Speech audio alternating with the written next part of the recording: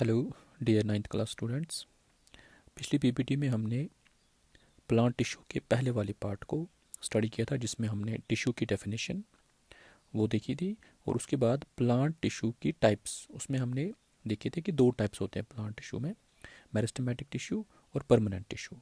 तो उस पीपीटी में हमने मेरिस्टेमेटिक टिश्यू को डिटेल में देखा था, उसके टाइप्स कहाँ कहाँ पे उनकी क्या फंक्शन होती है वो देखी थी। और हमने देखा था कि परमानेंट टिश्यू की डेफिनेशन और उसकी टाइप्स क्या क्या है। इस पीपीटी में हम उस परमानेंट टिश्यू की जो पहली टाइप है, सिंपल परमानेंट टिश्यू, वो देखेंगे, वो डिस्कस करेंगे और उसकी टाइप्स डिस्कस करेंगे। चलिए शुरू करते हैं। सिंपल परमानेंट टिश्यू, जैसा कि आप नाम से ही पता चलता है कि ये एक परमानेंट टिश्यू है और सिंपल होता है। इट मीन्स कि ये सिर्फ एक किस्म की सेल्स का बना होता है। और ये सिंपल परमानेंट टिश्यू जो है प्लांट्स में, ये तीन किस्म के होते हैं। इसमें पैरेन्काइमा, कोलनकाइमा और सिक्लरकाइमा। तो पहला हम देखेंगे पैरेन्काइमा। पैरेन्काइमा जो है, जब मेरिस्टेमेटिक टिश्यू की लिग्निफिकेशन होती है, डिफ्रेंशिएशन हो जाती है, ट्रांसफॉर्मेशन हो जाती है, तो आहिस्ता आहिस्ता परमानेंट टिश्यू में कन्वर्ट हो जाता है। तो पहले पहले जो है पैरेन्काइमा जो है उसकी टाइप, वो ये पैरेन्काइमा अभी पूरी तरह से डेड नहीं हुआ होता है, थोड़ा बहुत लिविंग अभी होता है। और इसकी जो सेल वॉल होती है अभी उतनी लिग्निफाइड नहीं होती है, थिन होती है। और साइटोप्लाज्म भी डेंस होता है, एक बड़ा वैक्यूल होता है। और ये इनकी सेल जो होती है, ये लूजली पैक्ड होती है, इनके कॉर्नर्स पे गैप्स होती है, इंटरसेलुलर स्पेस इनके अंदर होती है। और ये सिंपल परमानेंट टिश्यू पैरेन्काइमा जो है, ये प्लांट में बहुत ज़्यादा जगह पे पाया जाता है। ये ओवरऑल इसकी जो स्पेस अंदर होती है उनको फिल करता है। तो ये form the bulk of plant body. और ये हर किसी पार्ट में, स्टेम में, लीव्स में, फ्रूट्स में, फ्लावर्स में, हर किसी पार्ट में पाया जाता है। और जितने भी सॉफ्ट पार्ट आपको नजर आएंगे उनमें ये सबसे ज़्यादा पाया जाता है, पैरेन्काइमा।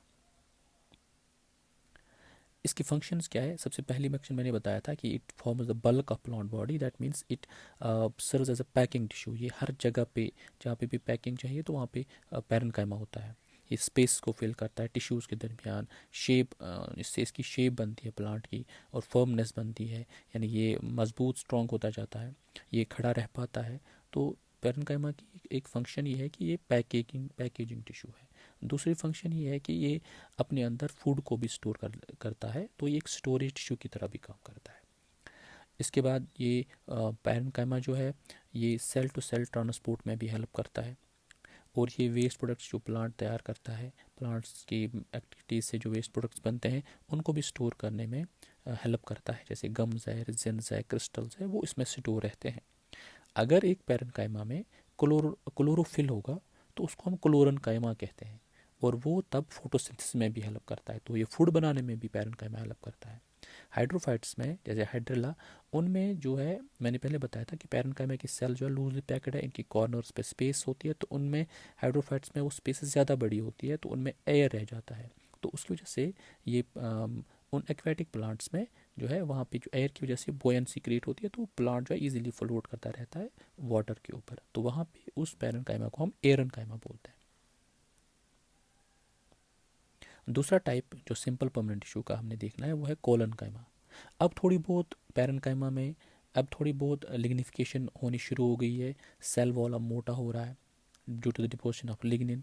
इंटर सेलुलर स्पेस जो कॉर्नर्स पे थी वो गायब हो रही है। सेल्स कंपैक्टली बाइंड होती जा रही है। इन सेल्स में ग्लू, इसी का नाम इसीलिए ग्लू है क्योंकि ये चिपक के बैठी हुई होती है। और ये प्लांट में एक मैकेनिकल टिश्यू की तरह काम करता है। Deposition of extra cellulose at the corners, जो कॉर्नर्स अभी तक पैरेन्काइमा में थिन थी, अब वो आहिस्ता आहिस्ता लिग्निफाइड होके वो गायब हो जाती है वो स्पेस वहाँ पे। तो इंटरसेलुलर स्पेस वहाँ पे नहीं होती है, सेल्स लंबी होती जाती है। और ये जो है कोलनकाइमा, ये मोनोकॉट्स में नहीं पाया जाता है, ये डाइकॉट के रूट्स, मिड लीव्स में, स्टेम में पाया जाता है। तो ये एक मैकेनिकल टिश्यू है और ये इसकी इलास्टिसिटी को बढ़ाने में हेल्प करता है, जिसकी वजह से प्लांट ब्रेक नहीं होता है। तो प्लांट इजीली उसकी ब्रांच, स्टेम जो है वो मूव कर सकते हैं विदाउट ब्रेकिंग, टूट नहीं जाएंगे वो। तो कोलनकाइमा का ये है कि एक मैकेनिकल टिश्यू है, इसकी इलास्टिसिटी को मेंटेन करने में हेल्प करता है।